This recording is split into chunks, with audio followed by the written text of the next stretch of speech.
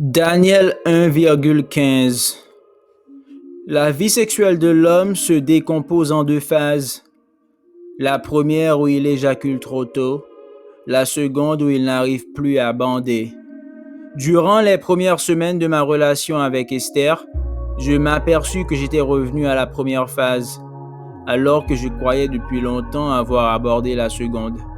Par moments, en marchant à ses côtés dans un parc ou le long de la plage, j'étais envahi par une ivresse extraordinaire. J'avais l'impression d'être un garçon de son âge et je marchais plus vite. Je respirais profondément. Je me tenais droit. Je parlais fort. À d'autres moments, par contre, en croisant nos reflets dans un miroir, j'étais envahi par la nausée et, le souffle coupé, je me recroquevillais entre les couvertures. D'un seul coup, je me sentais si vieux, si flasque. Dans l'ensemble, pourtant, mon corps n'était pas mal conservé. Je n'avais pas un poil de graisse, j'avais même quelques muscles. Mais mes fesses pendaient et surtout mes couilles. Elles pendaient de plus en plus. Et c'était irrémédiable. Je n'avais jamais entendu parler d'aucun traitement. Pourtant, elle léchait ses couilles et les caressait, sans paraître en ressentir la moindre gêne. Son corps à elle était si frais, si lisse. Vers la mi-janvier, je dus me rendre à Paris pour quelques jours. Une vague de froid intense s'était abattue sur la France. Tous les matins, on retrouvait des SDF gelés sur les trottoirs. Je comprenais parfaitement qu'ils refusent d'aller dans les centres d'hébergement ouverts pour eux, qu'ils n'aient aucune envie de se mêler à leurs congénères. C'était un monde sauvage, peuplé de gens cruels et stupides, dont la stupidité, par un mélange particulier et répugnant, exacerbait encore la cruauté. C'était un monde où l'on ne rencontrait ni solidarité, ni pitié. Les rixes, les viols, les actes de torture y étaient monnaie courante. C'était en fait un monde presque aussi dur que celui des prisons. À ceci près que la surveillance y était inexistante et le danger constant. Je rendis visite à Vincent, son pavillon était surchauffé. Il m'accueillit en chaussons et en robe de chambre. Il clignait des yeux et mit quelques minutes avant de parvenir à s'exprimer normalement. Il avait encore maigri. J'avais l'impression d'être son premier visiteur depuis des mois. Il avait beaucoup travaillé dans son sous-sol, me dit-il. Est-ce que j'avais envie de voir? Je ne m'en sentis pas le courage et je repartis après un café. Il continuait à s'enfermer dans son petit monde merveilleux, onirique, et je me rendais compte que personne n'y aurait plus jamais accès. Comme j'étais dans un hôtel près de la place de Clichy, j'en profitais pour me rendre dans quelques sex shops afin d'acheter des dessous sexy à Esther. Elle m'avait dit qu'elle aimait bien le latex, qu'elle appréciait aussi d'être cagoulée, menottée, couverte de chaînes. Le vendeur me paraissant inhabituellement compétent, je lui parlais de mon problème d'éjaculation précoce. Il me conseilla une crème allemande récemment mise sur le marché, à la composition complexe. Il y avait du sulfate de benzocaïne, de l'hydrochloride de potassium, du camphre. En l'appliquant sur le gland avant le rapport sexuel et en massant soigneusement pour faire pénétrer, la sensibilité se trouvait diminuée, la montée du plaisir et l'éjaculation survenaient beaucoup plus lentement. Je l'essayai dès mon retour en Espagne et ce fut d'emblée un succès total. Je pouvais la pénétrer pendant des heures, sans autre limite que l'épuisement respiratoire. Pour la première fois de ma vie, j'eus envie d'arrêter de fumer. Généralement, je me réveillais avant elle. Mon premier mouvement était de la lécher. Très vite, sa chatte était humide et elle ouvrait les cuisses pour être prise. Nous faisions l'amour dans le lit, sur les divans, à la piscine, à la plage. Peut-être des gens vivent-ils ainsi pendant de longues années, mais moi je n'avais jamais connu un tel bonheur et je me demandais comment j'avais pu vivre jusque-là. Elle avait d'instinct les mimiques, les petits gestes, s'humecter les lèvres avec gourmandise, serrer ses seins entre les pommes pour vous les tendre, qui évoque la fille un peu salope et porte l'excitation de l'homme à son plus haut point. Être en elle était une source de joie infinie. Je sentais chacun des mouvements de sa chatte lorsqu'elle la refermait, doucement au plus fort sur mon sexe, Pendant des minutes entières, je criais et je pleurais en même temps. Je ne savais plus du tout où j'en étais. Parfois, lorsqu'elle se retirait, je m'apercevais qu'il y avait eu très fort de la musique et que je n'en avais rien entendu. Nous sortions rarement, parfois nous allions prendre un cocktail dans un lounge bar de San Jose, mais là aussi très vite elle se rapprochait de moi, posait la tête sur mon épaule, ses doigts pressaient ma bite à travers le tissu mince, et souvent nous allions tout de suite baiser dans les toilettes. J'avais renoncé à porter des sous-vêtements, elle n'avait jamais de culotte. Elle avait vraiment très peu d'inhibition. Parfois, lorsque nous étions seuls dans le bar, elle s'agenouillait entre mes jambes sur la moquette et me suçait tout en terminant son cocktail à petites gorgées.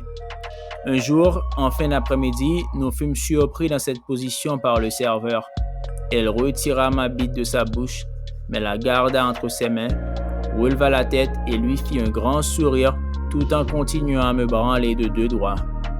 Il sourit également, encaissa l'addition, et ce fut alors comme si tout était prévu, arrangé de longue date par une autorité supérieure, et que mon bonheur lui aussi était inclus dans l'économie du système.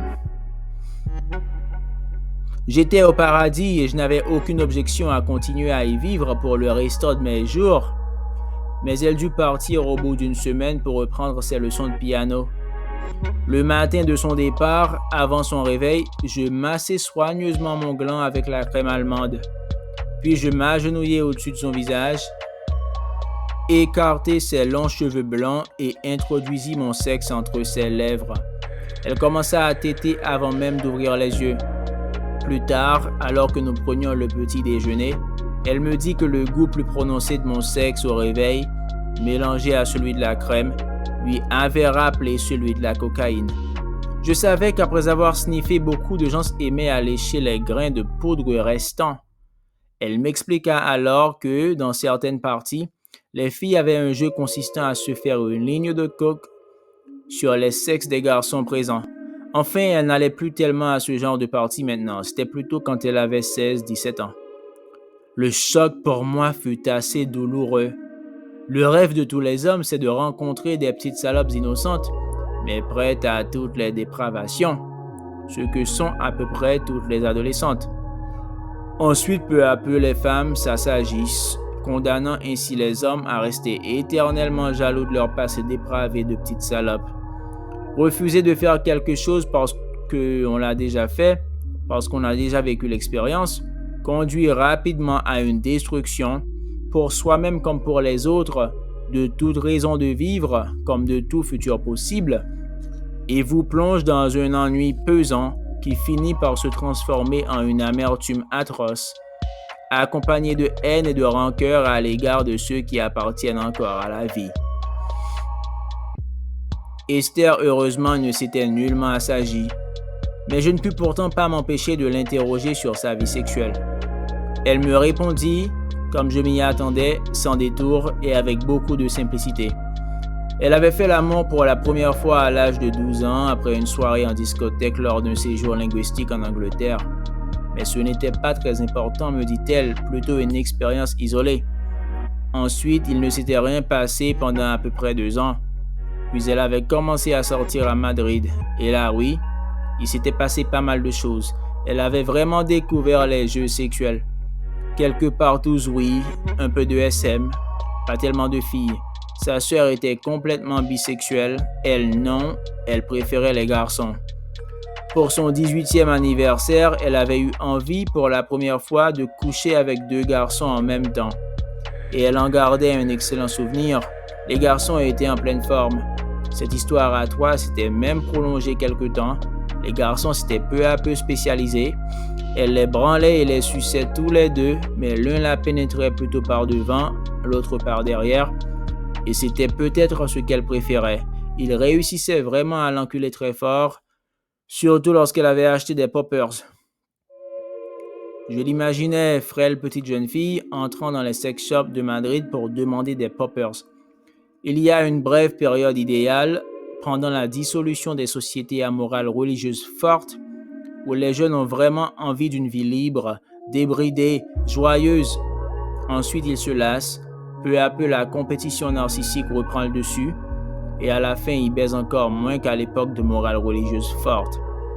Mais Esther appartenait encore à cette brève période idéale, plus tardive en Espagne.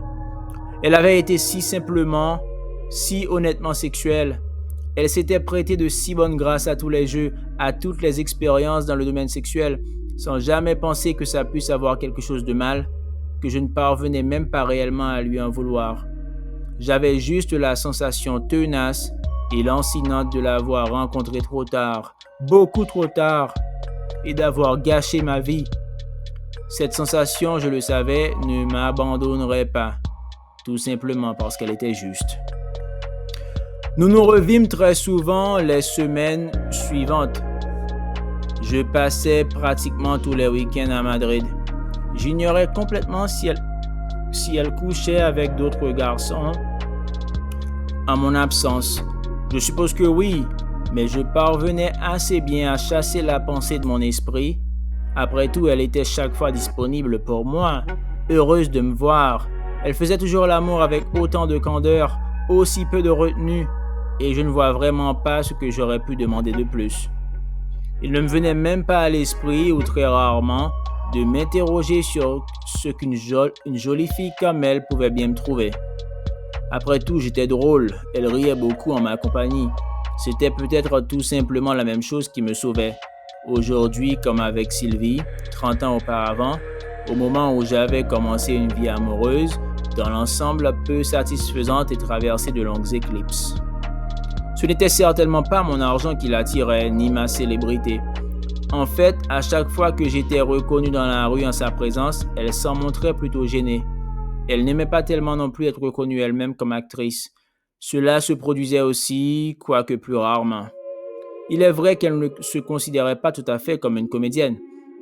La plupart des comédiens acceptent sans problème d'être aimés pour leur célébrité, et après tout à juste titre, puisqu'elle fait partie d'eux-mêmes, de leur personnalité la plus authentique, de celle en tout cas qu'ils se sont choisis.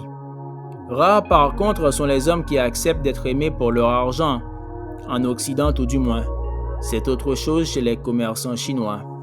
Dans la simplicité de leurs âmes, les commerçants chinois considèrent que leur Mercedes classe S, leur salle de bain avec appareil d'hydromassage et plus généralement leur argent font partie d'eux-mêmes, de leur personnalité profonde et n'ont donc aucune objection à soulever l'enthousiasme des jeunes filles par ces attributs matériels.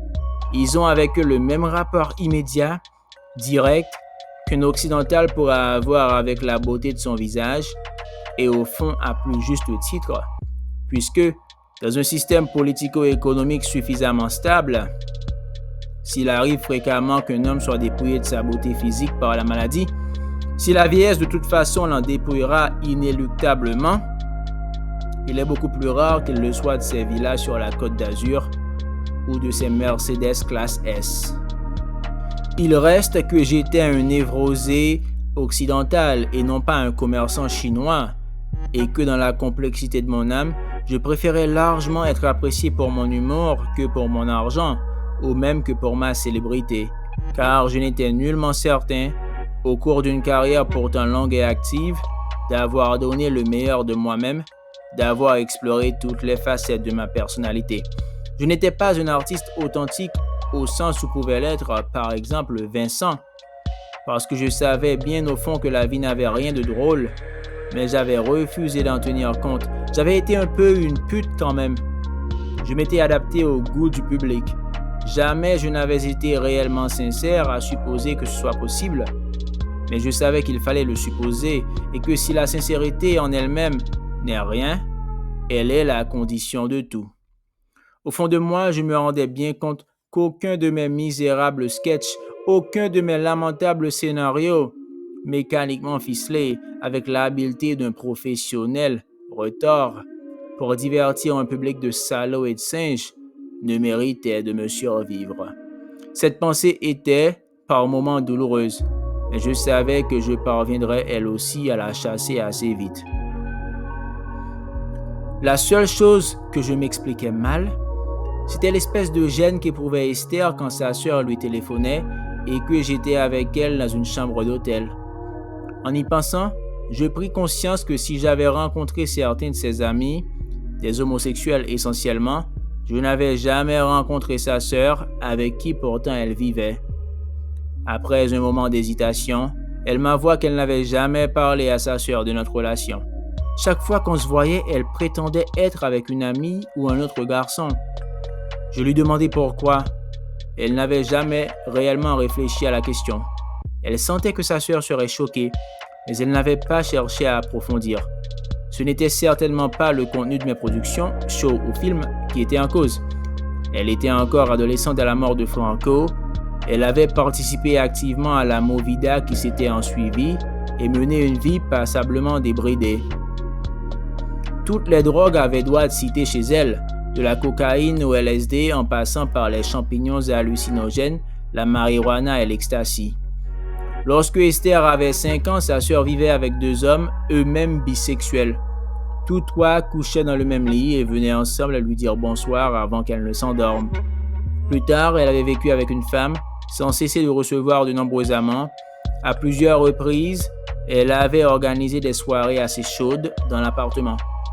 Esther passait dire bonsoir à tout le monde avant de rentrer dans sa chambre lire ses Tintins.